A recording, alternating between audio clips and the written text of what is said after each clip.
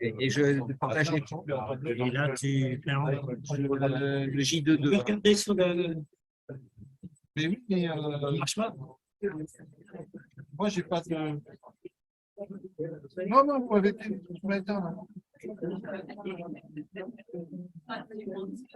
Bon, sinon, je vais commencer. Non, non, attends. On n'a pas de jus. T'as pas de jus?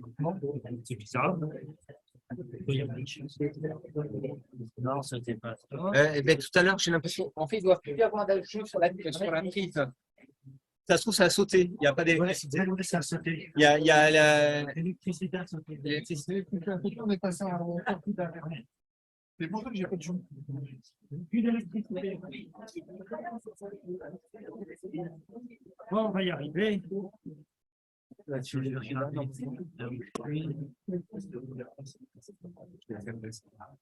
Voilà, les Mayana.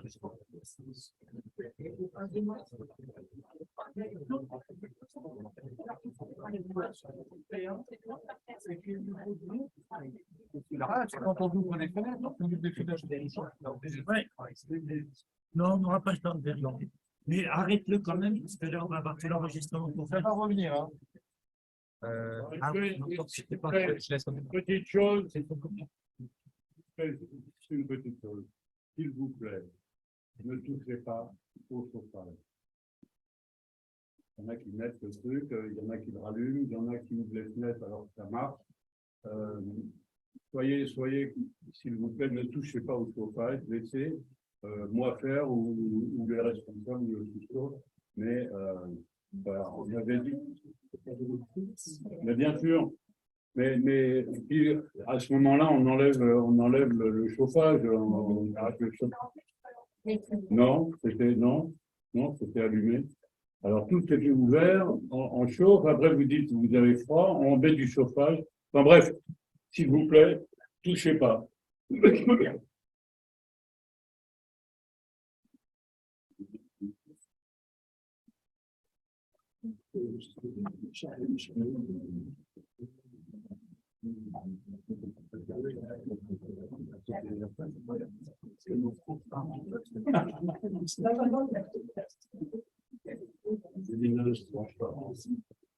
Alors, bonjour, merci d'être là. On va continuer juste avant de. S'il y a certaines personnes qui n'ont pas encore mis l'argent pour les livres, si vous pouvez les mettre cet après-midi sur la petite table. Je ne sais pas du tout, je n'ai pas fait le contrôle, ceux qui ont acheté des livres.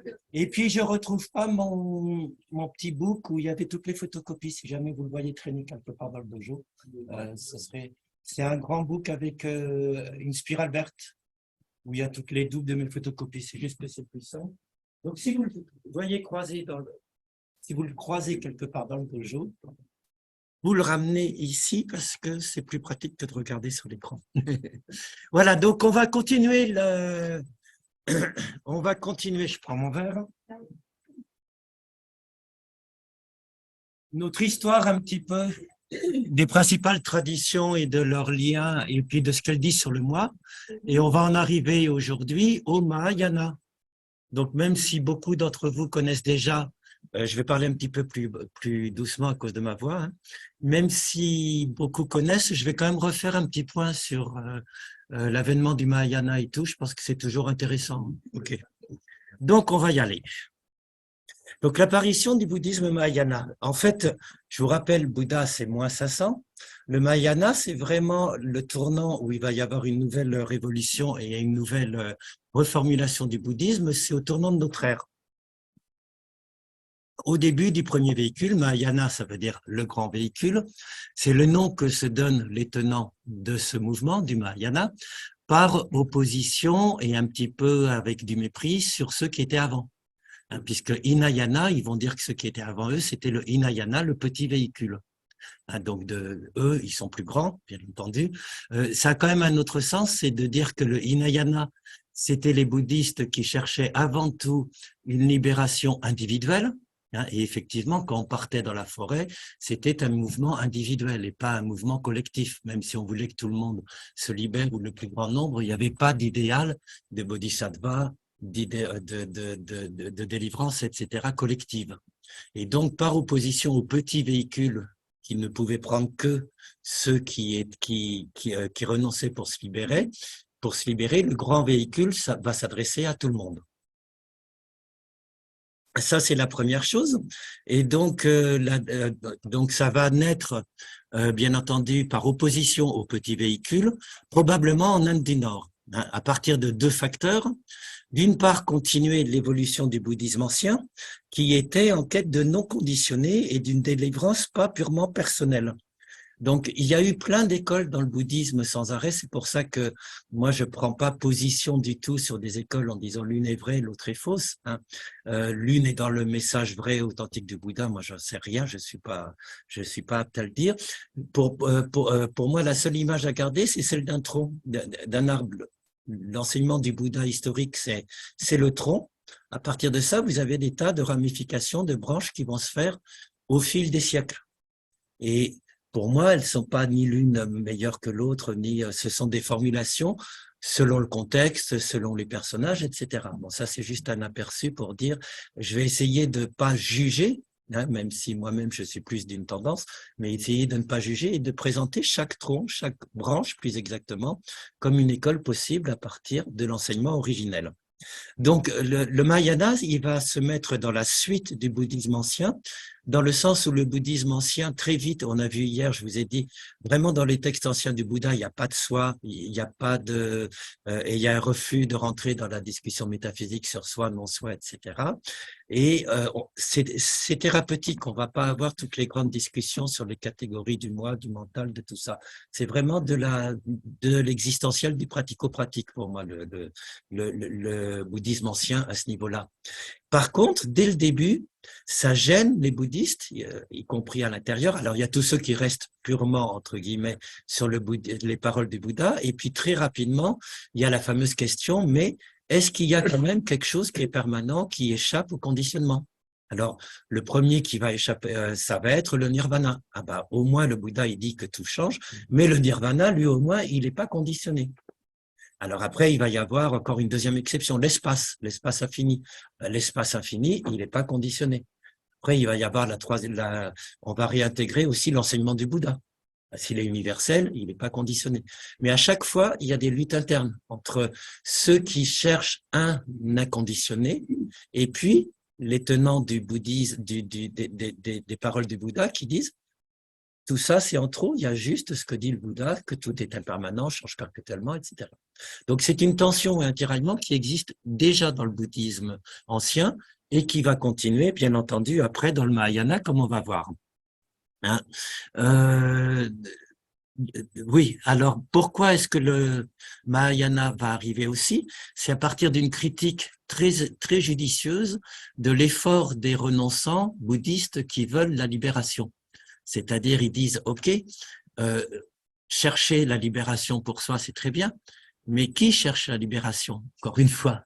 Et chercher la libération pour soi-même, est-ce que ce n'est pas être ultimement sous l'emprise de l'ego? On avait d'ailleurs vu que le renonçant, c'était celui qui portait l'individualisme et qui en même temps voulait le nier.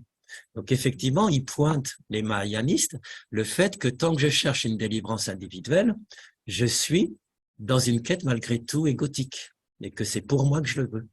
D'où leur idée très brillante qui est de dire, bah, si vous abandonnez la recherche d'une délivrance personnelle, que vous décidez que ce qui compte, c'est la délivrance de tous les êtres et non pas votre délivrance personnelle, et que vous renoncez au moment où vous pourriez rentrer dans le nirvana, si vous pouvez renoncer à votre libération pour en faire porter tous les fruits à tous les autres êtres qui puissent mûrir, là, il n'y a plus la quête de l'ego. Et paradoxalement, le fait que vous renoncez à votre libération personnelle, c'est ce qui va vous libérer puisque c'est le but. Donc, c'est pour ça que c'est vraiment un retournement amusant du raisonnement du Mahayana qui est, œuvrons au salut de tous, finalement, c'est le meilleur moyen de nous délivrer nous-mêmes indirectement, par conséquence indirecte. Ça, c'est la première raison interne au bouddhisme. hein, de l'évolution vers le grand véhicule. La deuxième grande raison de l'évolution vers le grand véhicule, c'est la concurrence de l'hindouisme qui était très fort, qui avait son fameux culte de la dévotion qui existait depuis tout le temps, hein, et surtout la Bhagavad Gita qui est arrivée un petit peu avant et qui rebat les cartes en remettant en avant la dévotion au Dieu. Donc tout ce côté culte populaire, eh ben, le bouddhisme, pour ne pas disparaître ou rester populaire auprès de tout le monde, va prôner, lui aussi, va faire une révolution et réintégrer le message, entre guillemets, de la Bhagavad Gita, mais à la manière bouddhiste, en disant il y a un accès plus facile pour tout le monde et on peut réintégrer la dévotion populaire au Dieu dans ce que sera la nouvelle religion bouddhiste. Voilà, donc ça, ce sont les deux raisons. C'est de construire un bouddhisme plus facile, même pour les laïcs, toujours dans la fameuse perspective indienne, sans que vous ayez finalement besoin de quitter la société et d'aller dans la forêt. Vous pouvez rester, Vimalakirti, c'est un laïc, vous pouvez rester dans le monde social et œuvrer au salut de tout le monde et à votre propre salut. Bon, voilà les deux facteurs, un facteur interne, un facteur externe de concurrence avec l'hindouisme.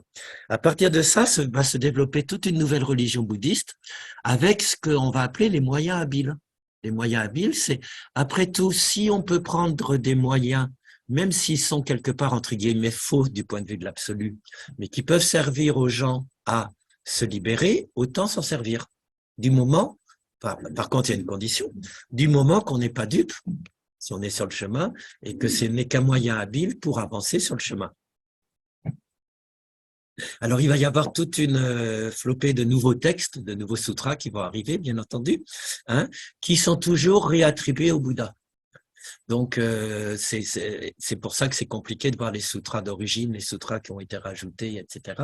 Alors après, dans les interprétations des bouddhistes Mahayana, vous allez voir que le fameux Lankavatara Sutra, la conscience alaya et tout, vu qu'il y a la preuve évidente que c'était pas ce que disait le Bouddha, on va s'en sortir en disant ah ben c'était l'enseignement ésotérique du Bouddha. Finalement, le Bouddha, pendant 700 ans, il a jamais dit quoi que ce soit, mais sur le pic des vautours ou dans d'autres circonstances, il a dévoilé un enseignement secret. Et puis aujourd'hui, on est à l'époque où le Bouddha a dit qu'il fallait délivrer cet enseignement et on délivre l'enseignement. Mais pour un historien, ça se voit au niveau de la syntaxe, ça se voit au niveau du langage et tout. C'est vraiment daté des premiers siècles de notre ère. Mais on peut en faire une relecture en disant que c'est un enseignement ésotérique qui avait été caché et qui est redonné par la suite. C'est toutes les écoles de Mahayana qui ont fait qui ont exploité cet enseignement ésotérique ou c'est que les Tibétains?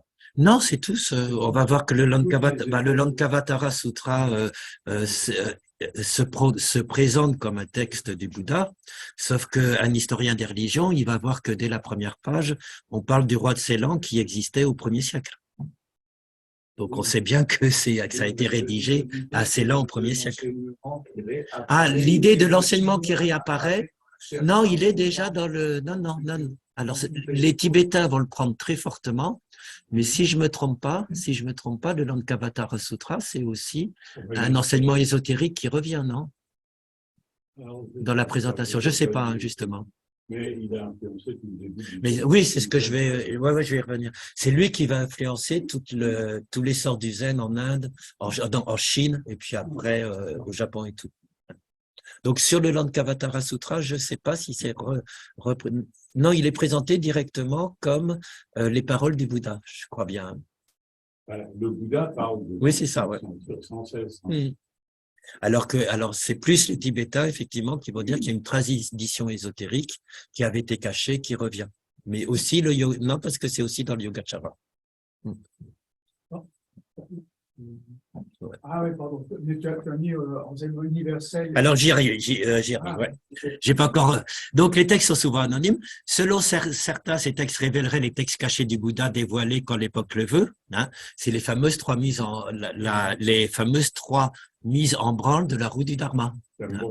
Voilà, oui, oui, tout à fait, merci. Donc, le premier enseignement universel et exotérique des 4 nobles vérités jusqu'à maintenant, c'est premier enseignement qu'a fait le Bouddha. Donc, il fait tourner la roue symboliquement une première fois. Ensuite, le deuxième enseignement ésotérique cette fois-ci des textes du Mahayana, juste avant sa mort au pic des Vautoux, conservé selon la légende par des Nagas, vous savez, c'est les serpents et tout, qui les auraient ensuite donnés à Nagarjuna quand l'époque le permettait. Troisième enseignement c'est ça, tout à fait. Ouais, voilà, ben, ce fameux, oui, et puis pour exprimer ce fameux enseignement ésotérique, Voilà. tout à fait, qui avait été caché. Troisième enseignement initiatique et ultime, lui aussi aux ésotériques, qui aurait enseigné la fameuse ultime conscience alaya des Yogacharin, le Tathagata ou la bodhéité en chacun, et les 3 natures de fond des choses. Donc ça, c'est dans le Shittamatra et dans le Lankavatara Sutra, qui serait le 3e enseignement qui avait été caché, qui reviendrait après. Voilà, donc ça c'est pour vous expliquer comment les sutras se succèdent dans l'histoire. Au mot universel, parce que l'enseignement du Mahayana est aussi universel. Oui, non, je mettais pourquoi j'ai mis premier enseignement universel, c'était dans le sens qui s'adresse que les 4 premières nobles vérités n'impliquent aucune croyance en une religion, Oui. puisque Ah, ouais, d'accord. c'est une ordonnance médicale. Hein.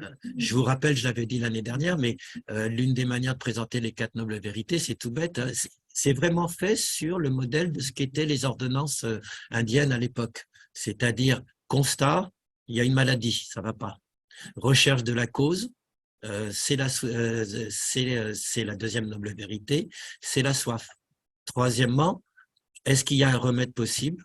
Le pronostic, 3e vérité. Oui, c'est possible de s'en sortir. 4e noble vérité. Voici l'ordonnance, c'est le remède, c'est le sentier octuple. C'est vraiment fait de manière existentielle, thérapeutique, pratique. Comme une ordonnance. Hein, il y a des recherches qui ont montré que c'était le modèle des ordonnances indiennes qu'il a repris à ce niveau-là. Donc, c'est pour ça que je mettais universel, hein, uniquement dans ce sens-là. C'est un constitut de fameux tronc de l'arbre. Oui, bah bien sûr. Toutes les écoles vont sortir de ça. Repartent Exactement. Tout à fait. Tout à fait, totalement. Merci. Alors, le Mahayana se constitue comme une nouvelle religion, ce qu'il n'était pas avant.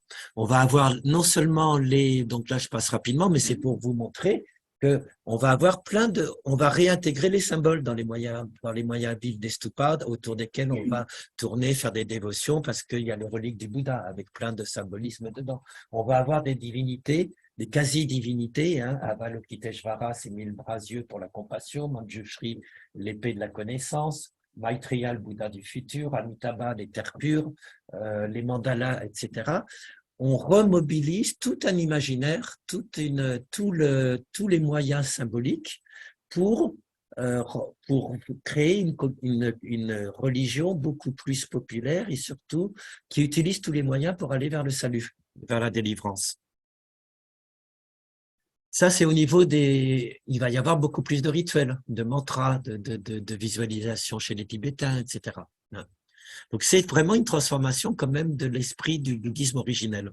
Le corpus Mahayana des textes, hein, c'est essentiellement basé au début sur la Prajna Paramita. Ça, c'est pour vous mettre des balises dans l'histoire du bouddhisme. Ce sont les textes de base qui vont servir au Mahayana. C'est les textes les plus anciens. Il y a 18 Prajna. Prajna, ça veut dire perfection, et Paramita, sagesse ultime. Ils sont, grosso modo, ils s'étalent de -100 à +800. C'est les textes sur la perfection de la sagesse ultime où apparaît le fameux thème de la vision de la réalité de toute chose comme vide, l'idéal du bodhisattva et la bouddhéité qui est en chacun. C'est dans tous ces textes de la Prajna Paramita.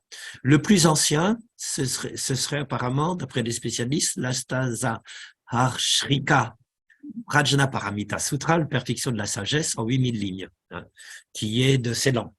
puisque la plupart des textes, il y a toujours les deux origines, soit de Ceylan, soit Pali. Mais beaucoup des textes du Mahayana viennent de Ceylan à ce niveau-là, effectivement.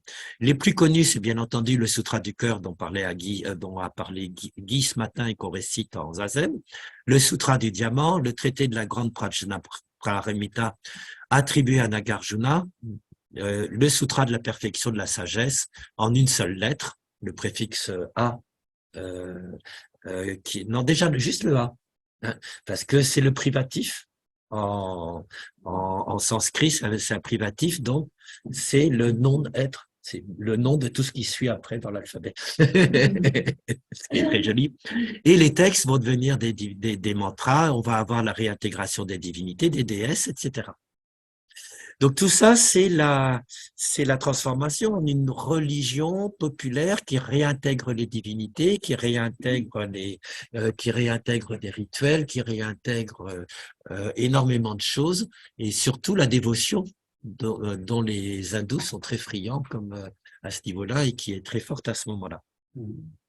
Alors, quels sont les thèses communes à tous les mouvements Mahayana, hein, je pense que Guy vous en a déjà parlé, c'est les trois facteurs d'existence, dans d'autres fois, non? D'accord. Donc, la base, c'est alors, ouais, tout ce que je vous dis, ce sont des moyens habiles auparavant, c'est-à-dire prier un Bouddha parce qu'il y a des Bouddhas qui ont existé auparavant, qui existent après, des mandalas, tout ça. Pourquoi pas si ça vous aide sur votre voie à vous libérer de l'ego? Mais le contre-pied de cette intégration bouddhiste, c'est ne soyez pas dupes. Et donc, la théorie de la vacuité universelle, c'est l'exact contre-pied de la réintégration de toutes les croyances. On va se servir des croyances, mais tout ça, c'est vide. Tout ça, ce sont des constructions illusoires. Tant mieux, utilisez-les si vous en avez besoin. Alors, au niveau exotérique, le peuple de base, il va croire aux images. Des méditants de base croiront que les images, c'est vrai et tout. Mais normalement, dans le bouddhisme, plus vous évoluez, plus vous comprenez que ce sont des constructions de l'esprit utiles pour avancer sur la voie et que, sur le fond, ça ne remet en rien en cause la vacuité de toute chose. Donc, c'est vraiment, pour moi, deux jambes qui vont ensemble. On réintègre tout ce qui est dans l'hindouisme, les dévotions, les cultes, etc. Mais en même temps, on est extrêmement exigeant au niveau philosophique en développant une théorie de la vacuité universelle de toute chose. Est-ce que pour vous, il y a une idée que le rituel, d'accord, est une aide? Oui, bien sûr. Mais aussi la réalité se manifestant sur le moment même. Oui, peut-être, je ne sais pas. Ah. Pour moi, personnellement, mais je n'engage que moi, là, c'est pas du tout. Pour moi, personnellement, c'est une aide, mais au niveau absolu, c'est juste une aide. Niveau relatif, c'est la réalité qui se manifeste au moment même, si on veut. Mais pour moi, d'un point de vue absolu, c'est juste un artefact supplémentaire dont on a besoin. À un moment donné, sur le chemin, pardon. Mais cela n'engage que mon point de vue. C'est pour ça que j'ai beaucoup de mal avec les rituels, pour être très personnel. Mais c'est ma propre faiblesse. Merci. Alors voilà, pour contrebalancer les moyens habiles, on va les contrebalancer par une conscience de leur inanité radicale. OK pour réintégrer les dévotions, les prières, les mantras, les visualisations, tout ce dont on a besoin pour mobiliser nos énergies, déconstruire l'ego, même temporairement, mais réintégrer pratiquement, mais développer parallèlement une philosophie, une théorie radicale, rappelant que ce ne sont que des conventions sans essence ni être propre. Ce ne sont que des constructions de l'esprit, vides d'être ou de substance, auxquelles il ne faut pas s'attacher. Alors, quels sont les 3, 4 ou 5 éléments, selon les textes, de base qui unifient tous les mouvements Mahayana? Je vous ai mis les 4 qui viennent. Premièrement, c'est bien entendu la base de dukkha, la satisfaction, du désir, du manque à combler, de l'objet possédé, des épreuves de la vie, des souffrances, du mal-être. C'est le constat de base que vont reprendre tous les mouvements, quels qu'ils soient. L'impermanence, qui prend beaucoup plus d'importance encore qu'auparavant, justement pour les raisons que je vous ai dit, l'impermanence qu'on refuse, puisque la clé de la souffrance, c'est qu'on veut la permanence. Donc c'est l'impermanence qu'on refuse, par soif d'être de durée, alors que tout passe. Le fameux tout passe du Bouddha, tout est impermanent et coule sans arrêt, ça repose, c'est en écho et en résonance, c'est ce que disait Héraclite avec le Pantarei. Tout s'écoule comme un fleuve, il n'y a qu'un changement perpétuel. L'impermanence négative de ma mort et de la fin prochaine fait peur. Son revers positif, c'est que même les souffrances passent et que tout se renouvelle perpétuellement. Pour moi, la meilleure introduction à l'impermanence, c'est de méditer, c'est tout. Et de prendre conscience de ce qui se passe quand vous méditez. Est-ce qu'il y a une seule chose de permanente quand vous méditez? Il n'y a rien de permanent dans votre méditation. Même quand vous avez le fameux point d'exclamation, la prise de conscience elle-même est impermanente. Et elle va disparaître et elle va. Donc c'est vraiment, pour moi, c'est le lieu de la méditation qui est le plus beau creuset pour comprendre la permanence. Troisième, l'interdépendance. Si tout change sans arrêt, si tout est impermanent, c'est parce que tout est relié à autre chose dans la fameuse chaîne de conditions conditionnantes et conditionnées perpétuellement changeantes. Ce qu'a illustré magnifiquement Guy ce matin avec les pensées. Il suffit qu'il y ait un petit stimulus extérieur ou intérieur et hop, ça rechange la chaîne de conditions et on a une nouvelle chaîne qui se déploie. Donc c'est vraiment l'interdépendance, c'est l'autre face de la permanence. Tout est impermanent parce que tout est relié. Donc, un système, c'est comme un système holistique, il ne pourrait jamais être stable, tellement il y a d'éléments qui sont reliés entre eux. Et donc, dès qu'une brise de vent passe, Leibniz dira, dès qu'un papillon bat des ailes en Australie, ça va se répercuter quelque part dans les mouvements du ciel et puis dans la pluie qui tombera en France. C'est vraiment cette idée de l'interdépendance et de l'interconnexion des choses. Et puis, la quatrième, qui en découle ou qui se cache derrière tout ça, c'est plutôt des strates sous-jacentes, plus profondes, c'est l'insubstantialité de toute chose, l'absence d'être de toute chose. Si tout est impermanent et interdépendant, s'il n'y a pas un assemblage stable, c'est parce que profondément, il n'y a pas d'être à quoi que ce soit. Et que tout ce qui est relié à un moment donné dans le réseau est lui-même vide d'être. C'est pour ça que tout est en changement perpétuel et dans un flux d'apparition-disparition. Voilà, c'est parce que profondément, rien n'est, n'a d'être propre ou de substance propre, ce qui reprend l'anatman en le radicalisant et en l'appliquant à toute chose, hein, bien entendu. Là, ça fait, pour moi en tout cas, ça fait toujours penser à ce vide quantique sous-jacent hein, dont je vous avais parlé l'année dernière avec l'apparition ponctuelle de petits quantas d'énergie qui sont les pensées de Guy, hein, pour moi, qui sont et hop, ça redisparaît aussitôt. Et tout ça, c'est un vide quantique énergétique, quelque chose apparaît et puis redisparaît et revient. Parfois, il y a le calme qui se fait et puis ça repart, etc. Tiens, la batterie se décharge. La batterie contient encore 10 heures d'énergie. Voilà un bon exemple de l'impermanence et de la... Ouais. Oui, Anatman, tout à fait. Dans l'insubstantialité, ça reprend l'Anatman dont on avait parlé hier. Voilà. Donc ça, c'est les 3 ou 4 facteurs, merci bien, c'est les 3 ou 4 facteurs d'existence qui sont vraiment la base reconnue dans tous les textes comme unifiant tous les mouvements. C'est le dénominateur commun de tous les mouvements Mahayana. À partir de ça, il va y avoir une multiplication d'exercices de délivrance et de pratiques de délivrance possibles. Il y a l'étude des textes, bien entendu, avant de méditer. Il y a les exercices anciens de contemplation des réalités repoussantes, les cadavres en décomposition, qui vont rester en pratique, mais de moins en moins. Mais quand même, chez les Tibétains, y compris, ça va continuer. Les exercices de concentration, de méditation et de vigilance sur le souffle, sur le corps, bien entendu. Les exercices de résorption ou d'extension, de dilatation d'un élément. Il y a plein d'exercices hein, dans les dhyānas et tout, où on peut dilater un élément jusqu'à devenir l'espace infini, ou se résorber jusqu'à être un atome, un petit point. Les exercices d'extension de vertu, de disposition éthique, les fameux 4 Brahma-Viharas, hein, qui font partie du développement spirituel dans le bouddhisme Mahayana, c'est-à-dire, c'est donc l'amour bienveillant, bien entendu, la compassion, l'équanimité et la joie altruiste. C'est comme ça qu'on les résume en général, toujours tournés vers les autres. Et les exercices de répétition de sons, de mantras, de gestes mudras, d'offrandes, de rituels, comme autant de moyens habiles. Si je devais résumer toute cette nouvelle visée du Mahayana, c'est plutôt que de s'opposer au moi, comme dans le bouddhisme ancien où on allait essayer dans le bouddhisme ancien, pour lutter contre la peur de la mort, on va méditer devant un cadavre. Pour ne pas être prisonnier de ses désirs, on va méditer on va visualiser le compagnon avec qui on vit, par exemple, ou la compagne avec qui on vit, quand elle sera morte ou quand elle sera en train de mourir. Comme ça, on comprend qu'on est en train d'aimer un cadavre et que tout est impermanent. Bon.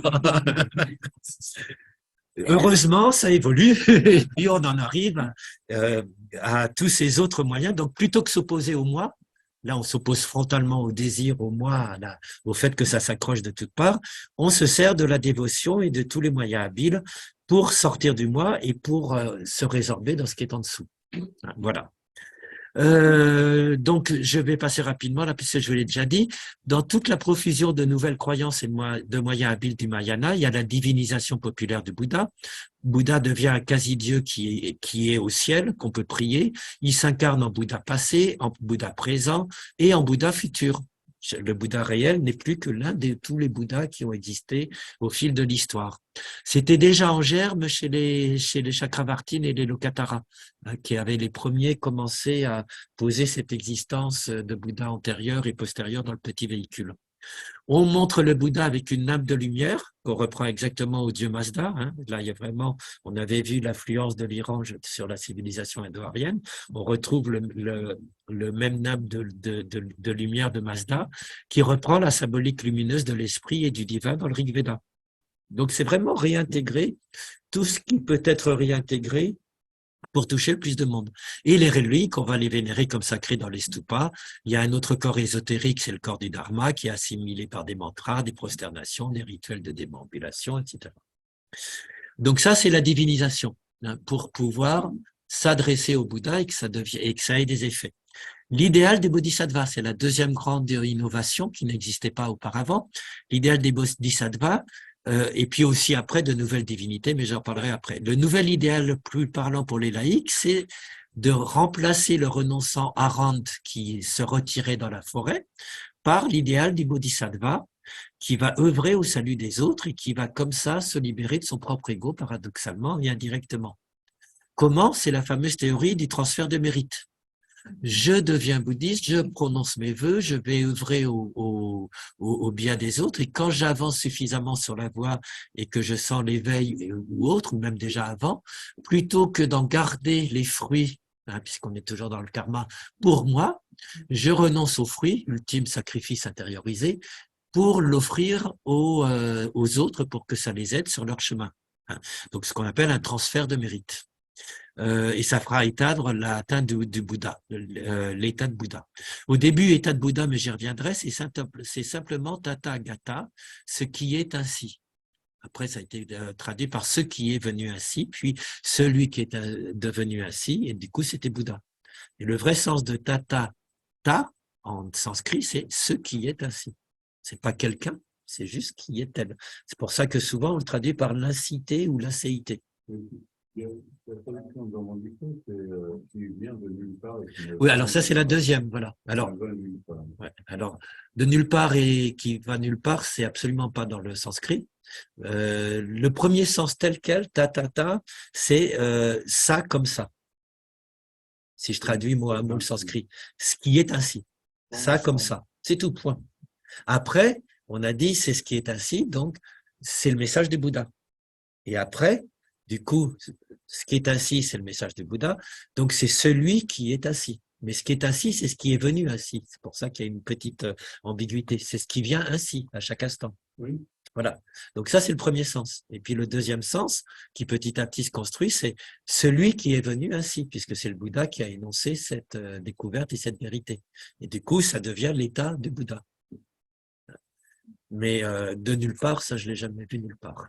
Si je peux me permettre, dans le mot. Oui. Ouais. Non, transfert de Non, non, non, pas du tout. Le transfert de mérite, c'est vraiment quand je sens que je suis au bord de l'éveil ou que j'ai accumulé des tas de mérites grâce à mon amour bienveillant, grâce à des dons, grâce à tout ce que vous pouvez mettre en œuvre dans votre pratique quotidienne, plutôt que de me dire ah c'est génial, je suis avancé sur la voie et tout, ce qui va me faire renforcer ma cuirasse caractérielle et mon ego, je décide de ne pas le garder pour moi et d'y renoncer. Et je le transfère. Et je le transfère. Je me dis, je souhaite que tout ce que j'ai pu acquérir sur le chemin profite aux autres. Profite à quelqu'un que vous connaissez qui souffre. Profite à, etc. Oui, c'est une intention et un transfert symbolique ou magique de tout ce que j'ai pu cultiver pendant une méditation ou une contemplation ou une révélation ou autre à quelqu'un d'autre. Oui. La transmission des... Ben, la transmission, elle est depuis le début avec le Bouddha, dans quel sens? Ah oui, oui. Il y a toujours une transmission de l'enseignement depuis le début. Hein, Oui. Cette question, je sais pas. Du coup, quand c'est un truc dans l'idée que je comprends pas, du coup, quand on a acquis les mérites, de par eux-mêmes, normalement, ils rayonnent. Du coup, on n'a pas besoin de les. On n'a pas besoin de les. Mais oui, mais toute la subtilité, c'est que si tu acquiers un mérite et que tu commences à rayonner, regarde le nombre de gourous qui rayonnent tellement qu'ils s'achètent des Rolls-Royce pour Rajneesh ou c'est tellement facile de rayonner et de dire à toutes les filles, venez dans mon lit, je vais vous libérer, ou etc. Donc, oui, je rayonne, bien sûr. Mais c'est au moment où on a les fameux pouvoirs magiques qu'on a toujours qu'on a toujours les tentations les plus fortes et que l'ego est le plus fort. Donc, pour lutter contre ça, transférez-le à d'autres, abandonnez tout ça. Je sais pas. Alors ça, je sais pas s'il y a des cérémonies bouddhiques. Moi, je suis très mauvais dans les rituels pour les transferts de mérite. Moi, je sais que les Tibétains, c'est tout bêtement dans la méditation que chacun peut faire un transfert de mérite. Je sais pas s'il y a. Non, non, non, non. Non, non, mais c'est une question parce que de ne pas être prosélyte ou de faire. C'est pas, pour moi, le transfert de mérite, c'est pas du prosélytisme. Il faut que j'aille, comme Allah, parler du Bouddha 5 fois par jour à plein de gens. Non. Hein? Non, c'est si vous avez gagné des bonus spirituels, entre guillemets, plutôt que de les garder pour votre bien-être, essayez de penser, chez les Tibétains, c'est très simple, hein, tu fais une méditation, à la fin, il y a une méditation de l'amour bienveillant, essaye de sentir tout ce que tu as pu avoir comme état intérieur riche ou de joie ou ce que tu veux, et plutôt que de le garder pour toi et de finir ta méditation comme ça, tu l'offres symboliquement en souhaitant que les gens auxquels tu penses qu'ils souffrent, qui sont malades, puissent en profiter. C'est juste ça. Oui, alors je ne sais pas s'il y a oui, il y a des cérémonies précises chez les Tibétains, c'est vrai, excuse-moi. Oui, oui, il y a des cérémonies précises chez les Tibétains. Chez les autres, je ne sais pas. Dans le Zen, je ne pense pas. Est-ce que ça a le même sens de discernement? Non? Est-ce que ça a le même sens de prendre un saint pour aller faire des choses sans se libérer? Oui, tout à fait. Donc, pour le faire, Mais il n'y a pas le fameux transfert.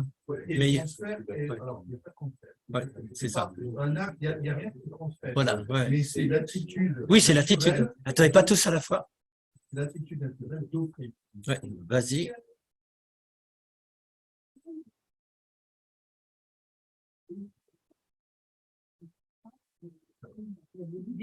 Oui, des dédicaces, oui, tout à fait. Oui, tout à fait, c'est vrai, tu as raison.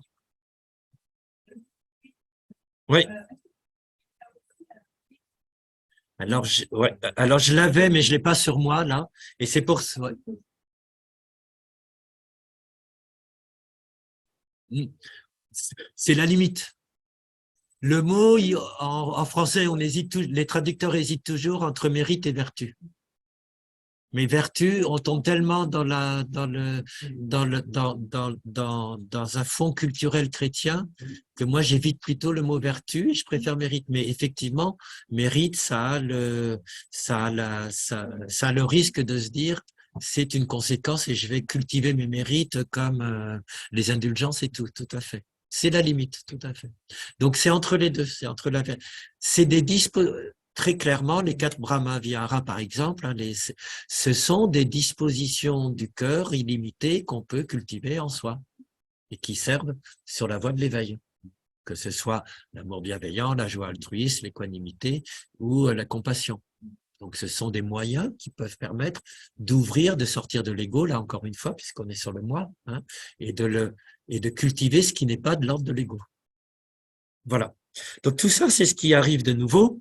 Hein. Il y a 4 grands bodhisattvas en plus, Maitreya, le bon Bouddha du futur, Manjushri, le sage plein de connaissances, Avalokiteshvara, de la compassion, qui peut être un dieu chez les Tibétains ou une déesse chez les Chinois. Hein. Et puis Amitabha pour la terre pure, on y reviendra. Beaucoup de nouvelles iconographies et mythologies, les paradis à espérer, on réintègre les croyances au paradis, on réintègre la peur de l'enfer si vous vous comportez mal et que vous avez un mauvais karma. Et donc tout ça, on voit vraiment comment on réintègre toutes les bases d'une religion humaine. Merci, je cherchais le mot. Et en sachant qu'un seul mot peut suffire pour les éviter et pour être sauvés. Comme le Hare Krishna, il suffira de dire indéfiniment le nom d'Amitabha ou de je ne sais plus lequel, et pour pouvoir être sauvé à ce niveau-là. Voilà. Donc ça, c'est tous les fameux idéaux des bodhisattvas. Troisième chose, l'institutionnalisation des monastères et de l'enseignement. C'est le troisième grand changement avec le Mahayana. C'est les monastères permanents. Vous savez qu'à l'époque du Bouddha, c'était essentiellement selon l'époque selon les saisons. Hein, puisque les Bouddhas et ses moines ne se fixaient qu'au moment de la saison. Et puis après, reprenaient leur errance et leur chemin sur la route, puis se refixaient. C'est essentiel. Ou alors après, il y avait les renonçants qui cherchaient leur idéal dans la forêt. Donc, c'est vraiment au tournant de notre ère que les monastères prennent toute leur importance, même s'il y en avait déjà quelques-uns, mais que ça va s'institutionnaliser avec une multiplication de règles, puisqu'on est nombreux pour vivre ensemble. Et ben, les règles monastiques vont devenir très importantes, et c'est la fameuse troisième corbeille du Pitaka qui concerne toutes les règles monastiques. Voilà. Et beaucoup de scolastique qui va se développer. Hein, on est tous ensemble, on discute les textes. L'abhidharma, ça va être une systématisation de tous les enseignements à partir de leur corpus, avec des commentaires à chaque fois. Commentaires sur un commentaire, commentaires sur le texte, des disputes. C'est pour ça que en histoire des religions, on dit souvent c'est très proche de la scolastique du Moyen-Âge. Hein, c'est-à-dire, ça va être vraiment un corpus qui tourne un peu en vase clos, où on discute de chaque texte en voyant comment on peut dire l'inverse, comment on peut s'opposer, etc. Et où s'affrontent toutes les écoles théoriques, bien entendu. Il y a une quasi-théologie. Il y a une université de philosophie pluraliste une école des écoles où on va pour apprendre les textes et apprendre à les commenter et à argumenter sur les textes. Quand vous voyez des monastères tibétains, c'est très amusant. Ils ont des heures entières, ils ont un texte et puis ils sont dans la cour et ils font comme ça, comme s'ils frappaient l'autre. Et alors, je te dis ça. Et voilà quelle est je t'objecte ça. Et ben moi, je te réponds ça. Et ils sont là, ils s'affrontent vraiment comme les sophistes de la Grèce ancienne, comme des. Oui, c'est de la maïotique. Ça devient donc ça s'est très développé. Et c'est là, par contre, qu'il y a les développements philosophiques les plus ardus. Parce que, bien entendu, ça crée toute cette scolastique. Voilà. Les enseignements sont structurés en 5 domaines dans les monastères. On apprend la logique et la dialectique, justement pour ça, pour les discussions.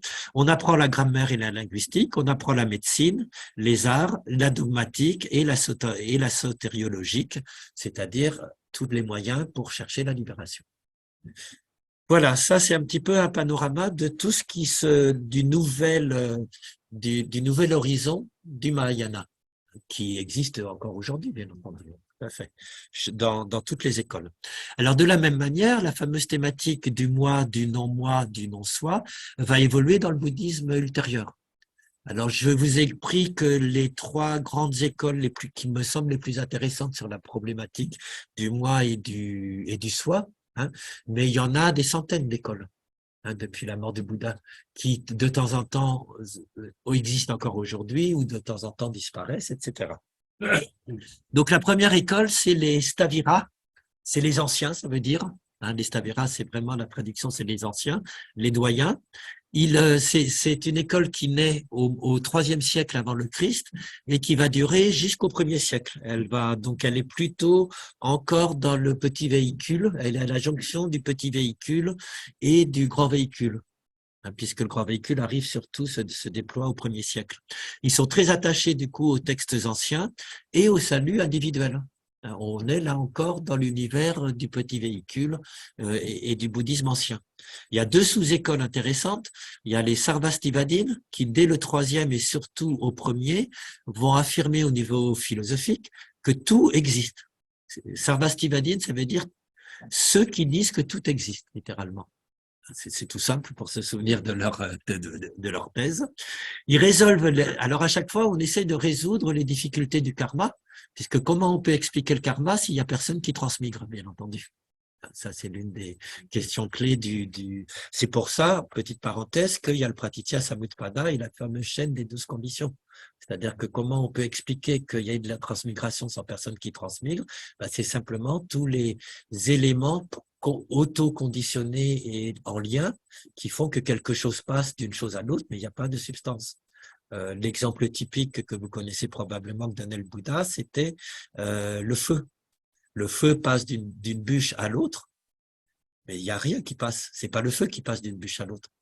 Il y a une bûche qui s'allume, une flamme qui va faire en sorte qu'il y a une combustion dans la deuxième bûche ou une étincelle va arriver aussi. Et on croit de manière illusoire qu'il y a une existence du feu qui est passé de la bûche 1 à la bûche 2, mais en fait, il n'y a rien qui est passé. C'est juste ce jeu de conditions perpétuellement en interaction qui explique la transmigration. Et ça, c'était l'un des éléments que les bouddhistes avaient beaucoup de mal à expliquer face à la facilité des hindous, où c'est le soi qui est voilé, qui transmigre et qu'il faut dévoiler pour qu'il retrouve sa pureté. Donc, les Sarvastivadines, ils résolvent les difficultés du karma sans qu'il y ait de soi, en disant que tout existe. C'est tout simple, la réponse des Sarvastivadines. Tout est déjà là, tout existe dans le passé, dans le présent, dans le futur. Vos existences futures, elles sont déjà là, elles attendent. Les existences passées, elles sont là aussi.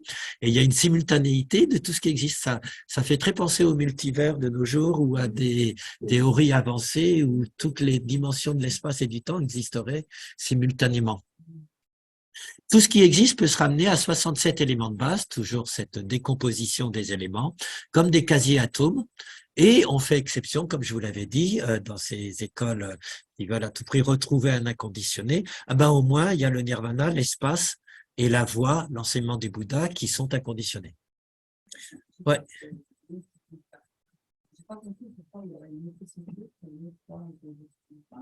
Ah non, il y a des écoles où il y en a 5, il y a des écoles où il y en a un seul, et comment? Je crois que ça, c'est notre esprit qui refuse que rien ne soit conditionné. Et ça, c'est mon point de vue personnel.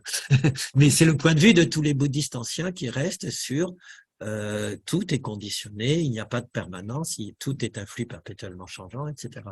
Mais y compris ça a choqué les hindous, ça a choqué les traducteurs occidentaux qui ont essayé, ça c'est très bien expliqué dans l'histoire de la philosophie qui vient de sortir il y a quelques mois chez Gallimard. En Occident au 19e siècle, la première chose qu'ont fait les traducteurs, c'était d'essayer de montrer que Bouddha n'avait jamais quand même vraiment dit qu'il n'y aurait pas de soi. Parce que c'était la seule religion qui n'aurait pas de point fixe de Dieu ou tout. Et après, il a fallu un retravail des textes pour montrer qu'il y avait bien la théorie de l'anatman et le refus d'en faire une vérité métaphysique non plus. Donc ça, donc il y a toujours cette tension chez les bouddhistes entre ceux qui vont rester simplement sur tout est profondément impermanent et il n'y a rien de permanent, de non conditionné. Et ceux qui vont se dire, on va chercher qu'est-ce qui malgré tout échappe au conditionné, que ce soit le nirvana, le ceci, le cela, etc. Et donc, ça répond à ta question à peu près. Donc déjà, chez les anciens, il y avait ce débat. Hein, c'est ce que ça montre. Donc les Sarvastivadines, vous voyez à peu près leur dispositif philosophique. Hein, tout existe. Et puis, on sauve 3 inconditionnés.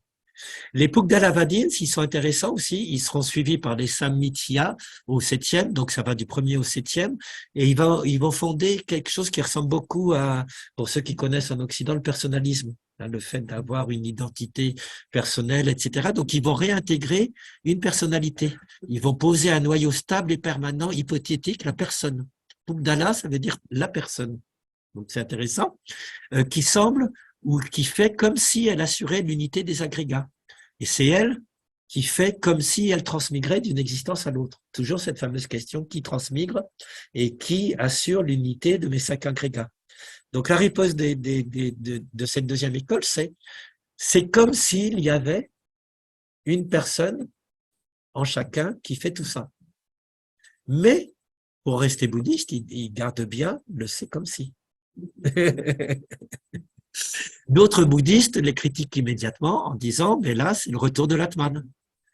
D'où c'est pour ça que ils se sont vite réfugiés dans le c'est comme si. Non, on fait comme si. On dit c'est comme si parce qu'on en a besoin. En science ça existe hein, des hypothèses, des hypothèses. On ne sait pas si c'est vrai ou non, mais on en a besoin pour voir si ça marche. Non, c'est pas un postulat. C'est comment? Mais c'est un nom, mais peu importe. En épistémologie, c'est quand je suis en train de démontrer quelque chose ou et j'ai besoin d'une hypothèse dont je suis absolument pas sûr, mais c'est grâce à cette hypothèse que ça va faire que ça marche. Comment? Une hypothèse préalable, je sais pas, je me souviens plus là. Hein? Non, parce que l'axiome, toi tu verras un axiome, je pense pas que ce soit un axiome, parce que l'axiome il est à la base du système. Oui, il est indémontré, tout à fait, tu as raison. Oui, dans ce sens-là, tu as raison, oui, tout à fait. Mais moi je pensais plus à, je suis dans un système, et à un moment donné, j'ai besoin pour expliquer le système astronomique, de postuler, c'est comme ça que Ptolémée a fait son erreur. À la fin, il était obligé de mettre une seconde terre invisible pour que ça continue à fonctionner. La matière, oui, la matière noire aujourd'hui, on a des tas d'hypothèses et ça, je pense plus à ça. Mais alors, c'est des postulats aussi, tu as raison. Okay. Enfin bref, peu importe, il reste sur le statut du comme si. Alors, donc ça c'est la première école, c'est pour vous montrer que c'est très riche philosophiquement hein, tous ces débats sur le moi. Hein. Soit tout existait déjà avant, soit il y a comme si un personnage existait. Maintenant j'en arrive dans le Mahayana. Dans le Mahayana 2e siècle, le Madhyamika, au 2e siècle, c'est la fameuse voie du milieu. Madhyamika, ça veut dire la voie du milieu telle qu'elle. Hein. C'est une des écoles du bouddhisme et c'est l'école qui va reprendre le plus l'affirmation du non-soi, en refusant tout autant la substantification de quoi que ce soit et le nihilisme, bien entendu, de substantifier aussi le vide ou le non-soi. Ça va se développer énormément dans le Gandhara. Vous savez, je vous avais dit, le Gandhara, c'est le petit royaume extrêmement intéressant au nord de l'Inde, vers le Pakistan, où se sont faits tous les échanges entre la Grèce et l'Inde. Hein. Donc ça se développe justement dans cette région en contact avec les Grecs et c'est cette école qui sera à la source des fameux Prajnaparamita de la sagesse suprême dont je vous ai parlé. C'est là que ça éclot tous ces textes-là. Enfin, la majorité, pas tous. Hein. Ils vont réaffirmer avec force que tout est ontologiquement vide, donc ça veut dire vide d'être propre, hein, puisque l'ontologie c'est la science de l'être, et tout est aussi inconsistant qu'un mirage ou un rêve. Ce sont nos surimpositions mentales qui nous font croire à une nature purement nominale qui est créée par notre langage. Donc ils sont vraiment une thèse nominaliste, comme on appelle ça. Hein. Il faut revenir, donc la solution, il faut revenir à leur source, à la vacuité seule, qui est réelle, d'où tout provient et où tout retourne perpétuellement. Shikiku, Kushiki, c'est vraiment ça. Quand le zen a cette fameuse phrase dans la Nashingyo qui revient comme un leitmotiv, c'est vraiment la base du Madhyamika, effectivement, hein, et de Nagarjuna, dont je vous parlerai cet après-midi, je crois. Voilà, donc c'est Nagarjuna qui va être le plus célèbre représentant de cette école. Ensuite, on va avoir donc à chaque fois dans le bouddhisme, il y a un coup de balancier, un coup à droite, un coup de balancier à gauche, hein, comme en politique et comme partout. Donc, on a un coup de balancier vers la vacuité de toute chose. Hein. On va avoir le coup de vacuité de ceux qui reviennent en disant, mais oui, mais attends, il y a quand même un inconditionné, il y a quand même des choses qu'on peut conceptualiser, etc. Et ça va être les Mahasangika, ceux de la grande assemblée, ça veut dire. À chaque fois, je vous donne la traduction exacte des mots. Maha, c'est grande, et Sangika, la Sangha, bien entendu, que vous reconnaissez. Ils participeront au nouveau courant Mahayana du grand véhicule qui prône le salut collectif de tous les êtres, bien entendu. Alors, dedans, on a 3 petites écoles que je vous présente quand même parce que vu qu'on est au cœur de notre bouddhisme, je trouve que c'est intéressant que vous en sachiez un petit peu. Il y a les Sotantrika au IVe siècle avec les 2 représentants célèbres qui sont Kumalarata et Vasubandhu. C'est les 2 grands représentants hein, et des dialecticiens au Ve siècle. Ils vont réintégrer le yoga et son empirisme. Ils posent de manière empirique que dans le vide, il existe toutefois des atomes ultimes et indivisibles de conscience. Donc c'est très intéressant. L'époque d'Alavadine, c'était comme s'il existait un noyau de personnes, et eux, c'est comme s'il existe des points instants. Mais eux, ils pensent que ça existe vraiment en plus. Hein. C'est-à-dire, je peux tout décomposer, mais à force de tout décomposer, il existe des points instants qui arrivent et qui disparaissent aussitôt. Un peu ce que tu dis, un peu ce qu'on dit avec les particules subatomiques quantiques. Hein. Donc, c'est très proche à ce niveau-là de tout ce qu'on peut voir comme ça. Donc, ces points instants, au moins, ils existent. C'est des points instants d'esprit qui apparaissent et qui disparaissent aussitôt. Et c'est eux qui engendrent le fameux karma. Donc, on peut expliquer comment le karma s'engendre sans qu'il y ait personne qui souffre du karma et qui, en même temps, continue perpétuellement à s'auto-engendrer par cet engendrement des points instants. Là, et on peut expliquer l'apparition et la disparition de toute chose. Donc, c'est très, très subtil. Je décompose tout jusqu'à ce que finalement, il y a des atomes, il y a des sous-atomes. Finalement, il y a des tout petits points instants qui apparaissent et qui disparaissent, des fulgurations, et c'est ça qui fait le karma. Exactement, dans la physique quantique, il y a un lien là avec la physique quantique que je trouve assez fascinant, totalement. Alors ça, c'est les Sotantrika. Deuxième école, les Sarvastivadins, ils sont influencés par le Mahayana, ils vont eux aussi réintégrer le yoga, ils vont réintégrer toutes les nouvelles pratiques de visualisation, hein, que les Tibétains thématiseront encore plus, et c'est eux qui vont fonder le fameux Yogacara et le Vijnana Vada, avec comme maître essentiel Maitreya, Asanga, Vasubandhu. Ce sont des nouvelles écoles qu'on nomme idéalistes, puisqu'ils vont réidéaliser ou resubstantifier une partie, au moins, de la réalité, en posant que tout est esprit ou conscience. Guy vous en parlait, effectivement. Alors après, il faut toujours faire attention aux traductions. Hein. Je sais que Carré, dans sa traduction, il dit on a toujours traduit par tout est esprit, et il faut jamais oublier que le mot esprit, c'est esprit-cœur. Que donc il inclut le corps aussi. Donc c'est pour éviter d'y voir simplement un esprit pur désincarné. Et je trouve que c'est pas mal pour réancrer quoi le tout est esprit. Et ça c'est des débats sans fin. Hein. En postulant en plus des 6 consciences du Bouddha, une 7e conscience, réceptacle des effets karmiques et des renaissances. Tu en as parlé, c'est la fameuse conscience réservoir, et une 8e conscience de fond, alaya, qui va influencer les Tibétains et le Zen, qui vont reprendre cette 7e conscience et cette 8e conscience. Mais c'est ce que je me permettais de dire hier, il n'y en avait pas avant le Yogacara. Ça arrive vraiment, c'est une révolution épistémologique pour mieux expliquer la fameuse transmigration, comment le karma se fait, etc. Donc ça, c'est la nouveauté, je vais revenir dessus. Hein. Oui. Les Sarvastivadins, ils interviennent 2 fois dans le transparent. Ouais. Et à ce niveau-là. Où est-ce que tu les revois? C'est une erreur peut-être. Le premier groupe que tu traites. Oui, il y a les Sarvastivadins, tout à fait. Et de nouveau, on les retrouve dans le groupe des Oui, parce que j'ai bien dénommé, regarde, c'est bien écrit de manière subtile, Sarvastivadin influencé par le nouveau Mahayana. C'est-à-dire qu'il y a l'ancienne école Sarvastivadin qui reste dans le bouddhisme ancien, que je vous ai présenté au début, et puis ça vient des anciens Sarvastivadin qui reformulent avec l'influence du Mahayana cette nouvelle école d'où sortira le Yogacara. Mais c'est parce que dans l'affiliation, c'est les nouveaux du Sarvastivadin qui font ça. Voilà. Donc bravo pour l'acuité de. Comment? C'est ça, tout à fait, totalement. Hein? Oui, oui, tout à fait. Voilà. Donc ça, c'est la 4e école qui va être fondamentale pour les Tibétains et pour le Zen, hein, bien entendu. 7e et 8e, vous savez que, enfin, je ne sais pas si vous savez, mais Deshimaru postulait une 9e hein, aussi, bien entendu, au-dessus de toutes les autres. Et dernière école, non, c'est pas la dernière école, ça c'est les écoles principales. Ce que je disais à la fin, c'est que c'est dans toutes ces écoles du Mahasangika qu'on voit l'apparition des nouvelles notions de tatata, ce qui est ainsi, ce qui vient ainsi, puis celui qui est venu ainsi, puis le Bouddha lui-même, puis la nature de Bouddha. C'est vraiment des glissements sémantiques à partir de tatata, ce qui est ainsi. Les puristes, comme mon professeur Bugeaud, restent sur simplement, c'est l'incité.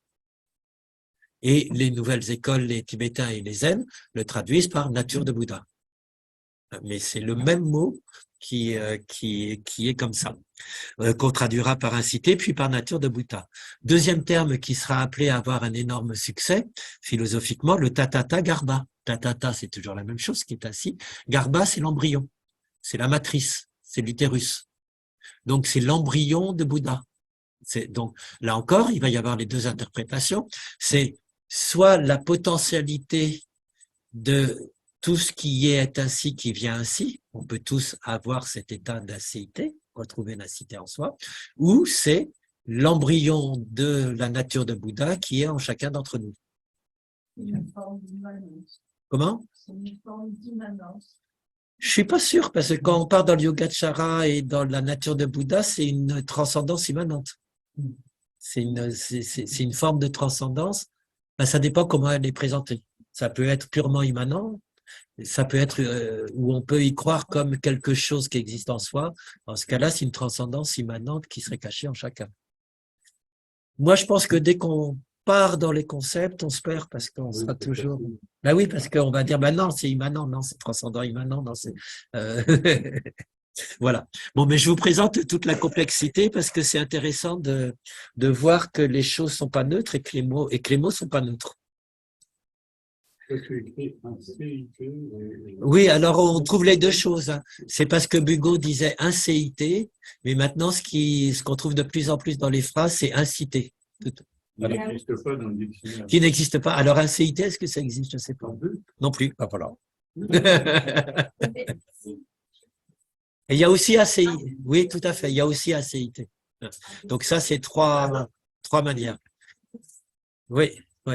Alors, je vais finir avec le Yogacara, puis comme ça, on abordera Nagarjuna et la non-dualité pour la suite. Donc, la fameuse tendance du Yogacara dont se nourrit le bouddhisme tibétain et le bouddhisme zen, hein, il commence avec la fameuse phrase « Seul l'esprit existe », effectivement. Mais l'esprit cœur, comme on a dit, et puis c'est pas donc c'est pas quelque chose d'extérieur à nous. Il s'appuie sur les 8 niveaux de conscience. La 7e est la conscience mentale souillée, la 8e la conscience de fond, alaya. La 7e conscience est encore dans la dualité. Elle peut être purifiée de ses traces karmiques. Les traces karmiques, c'est ce qu'on appelle les vasanas en sanskrit. C'est quelque chose c'est la théorie qui est reprise au yoga et aux hindous. Ça existait bien avant les bouddhistes. Et c'est très intéressant parce que si on veut faire des liens, c'est l'équivalent des traces inconscientes de l'inconscient pour les psychanalystes ou les psychologues. Les vasanas, c'est vraiment les empreintes laissées inconsciemment par les actes dans notre corps et dans notre mental. Et c'est ça qui crée le karma, bien entendu. Ça fait partie des agrégats. Non, les agrégats... On a pensé que ça s'agrège. Oui, ça s'agrège dans les agrégats. Oui. Bien sûr, de toute façon, tout est dans les agrégats. Donc, ça s'agrège dans les agrégats, mais c'est le mécanisme qui fait que chaque acte va être sollicité par un agrégat qui se met en branle, qui déclenche l'acte, et l'acte en retour revient renourrir des vasanas dans dans mes agrégats, dans mon moi. C'est ça le samsara. C'est ce jeu perpétuel de quelque chose vient me toucher, je vais à l'extérieur faire, comme tu disais très bien ce matin. Et là, ce que ça rajoute, c'est que c'est les traces et les empreintes inconscientes que l'acte relaisse en moi. Encore une fois, c'est pas l'acte en soi. On a vu que la Bhagavad Gita, elle met en avant l'intentionnalité. Là, dans la reprise bouddhiste, ce qui est très intéressant, c'est ces traces inconscientes qui deviennent fondamentales dans la constitution et le changement perpétuel du samsara. Voilà. Oui. On parle d'inconscient familial, on a généalogie, on parle aussi d'inconscient collectif. Est-ce qu'il y a cette notion dans cette école? Alors, dans le Yogacara, dans la 7e conscience, j'aurais tendance à dire que c'est un genre de postulat d'un inconscient à la fois collectif et familial. Tout à fait. Je ne sais pas si tu es d'accord, mais ce serait. Enfin, moi, c'est l'hypothèse que. Oui, ce serait là que. Tout à fait. Parce que c'est pas que personnel, c'est collectif en même temps. Et chez les Tibétains, ce qui est très intéressant, c'est que pour expliquer les réincarnations, vous savez, le livre des morts tibétains, qu'est-ce qui nous fait rechuter dans une existence, hein? Il y a une scène, bah, c'est Oedipe. C'est la conscience est sortie et soudain elle voit sa mère, elle a envie de prendre forme avec la mère qu'elle voit dans la nouvelle existence. Donc pour le fils ou pour la fille, c'est l'inverse avec le père, et c'est ce qui va la faire rechuter. Donc on a même dans le livre des morts tibétains le complexe d'Oedipe qui est le noyau, enfin l'événement qui fait rechuter dans les Donc oui, dans ce sens-là, il y a tout un côté, c'est tout ce qu'on a traîné dans notre vie, dans notre inconscient personnel et collectif, qui fait renaître à un moment donné par les causes, etc. C'est dans ce sens-là, ouais. Voilà. Donc c'est extrêmement intéressant, hein. Mais et cette conscience alaya tend à remplacer le soin hindou et religieux.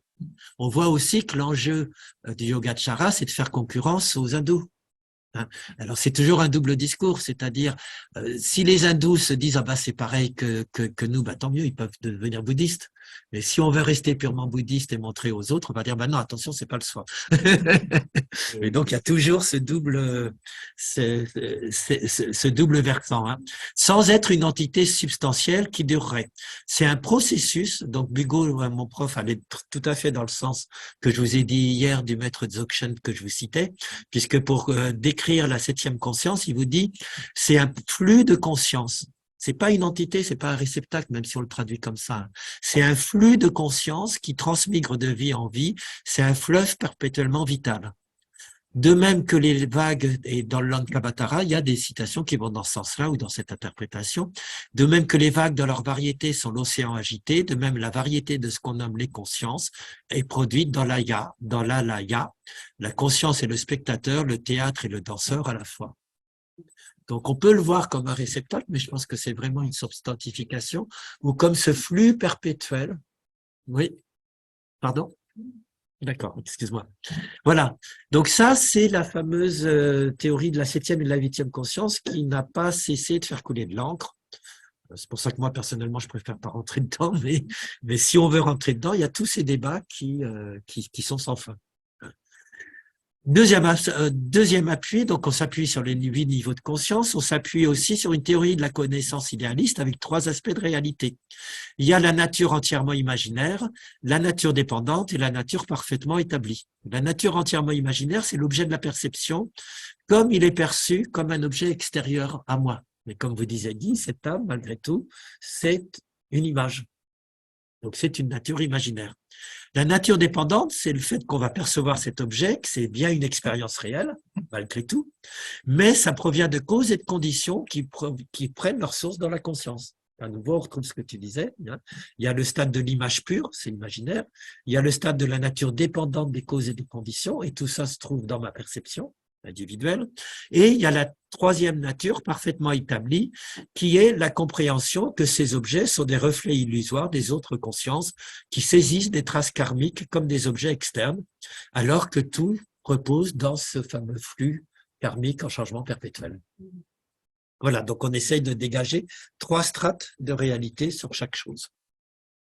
Cette conscience de fond alaya existe en chacun de nous comme un embryon d'éveil, tatata garbha, l'embryo ou la matrice de ce qui est ainsi ou de ce qui est ainsi, la bouddhéité, l'incité, improprement traduit par nature de Bouddha, mais qui est devenue la traduction la plus fréquente, présente en chacun, appelée à un très grand développement dans l'état originel Rigpa tibétain. Puisque les Tibétains, ils appellent ça Rigpa, l'état non souillé ou la nature de Bouddha dans le zen. Cet embryon d'éveil se voit dans le fait que tous les êtres sont supposés vouloir le bonheur et veulent éviter la souffrance. Ça, c'est le postulat des Tibétains, en tout cas. Chez les zen, je crois que ce serait plutôt un postulat sur le fait, un peu à côté rousseauiste, sans jugement de valeur, la nature est fondamentalement bonne, claire et lumineuse. Alors que chez les Tibétains, ce serait plutôt tout concourt à vouloir aller vers le bonheur. C'est juste 2 petites approches légèrement différentes. Voilà, on va en arrêter là pour vous montrer qu'il y a vraiment, c'est très riche, hein, le Mahayana et le grand véhicule. Et puis on reprendra après le repas avec Nagarjuna. Quand même, vous aurez droit à Nagarjuna pour prendre conscience que tout ce que vous aurez mangé est vide.